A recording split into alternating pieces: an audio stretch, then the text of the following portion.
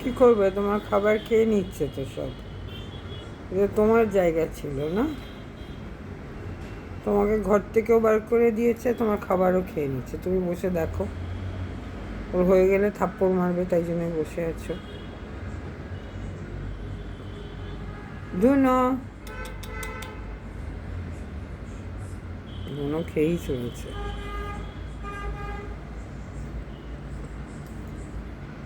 This will not end well.